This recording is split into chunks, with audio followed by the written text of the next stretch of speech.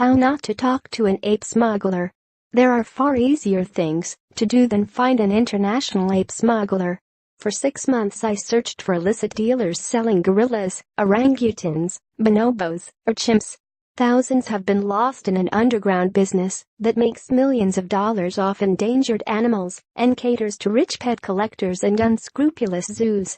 Many apes are traumatized, and even if they are eventually rescued, they're all goofed up, in the words of one specialist, having endured serious abuse at the hands of their captors. I began at the source, motoring hundreds of miles upriver in a precarious, pencil-thin canoe in the Democratic Republic of Congo to an area where many bonobos have disappeared. Then I traveled to Thailand, where some of the biggest wildlife gangs operate. When I finally found an ape trafficker and had him on the phone, I stumbled over what, exactly, to say. All my instincts told me to hammer him with questions like, "Where are you getting your apes from? Who are you?" But my role was to observe his illicit operation firsthand, which meant not scaring him off. It was a journalistic pickle. The trafficker introduced himself as Tom, clearly a fake name. He had been discovered by Daniel Stiles, a well-known wildlife researcher in Kenya, and a source of mine for years. Mr. Stiles had seen Tom's online advertisements and arranged a deal. The plan was to meet in Bangkok, where Mr. Stiles would give Tom around $15,000 for 2 endangered baby orangutans, enabling the Thai authorities to swoop in and arrest the smuggler. I would report the events as they unfolded, without getting involved in any exchanges or arrests. But the plan quickly raised some journalistic questions. Mr. Stiles mentioned to Tom that he might bring a friend named Jeffrey with him to check out the orangutans. So one night, when Tom couldn't reach Mr. Stiles, he called up the same Bangkok hotel where Mr. Stiles was staying and asked for Mr. Jeffrey. Right as I was climbing into bed, my phone rang. I thought it was my wife. "Jeff," a man said, "it's Tom." My mind raced. My mouth went dry.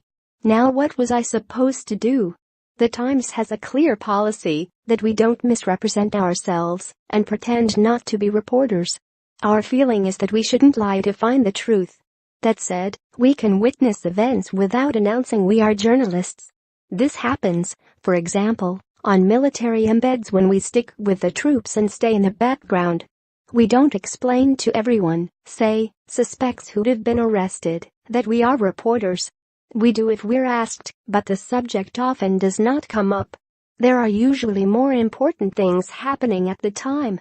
Operating under this same principle, I had flown to Thailand to essentially embed with Mr. Stiles and Thai undercover officers as they carried out a sting on Tom, who had offered to sell many more apes and was emerging as a major dealer. My role was to linger in the background and take notes. Since I couldn't misrepresent myself, that meant I couldn't ask any questions or insert myself in any way. But suddenly Tom was calling me directly.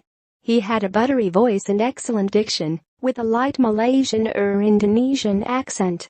He was unfailingly polite, finishing off nearly every sentence with "Sir."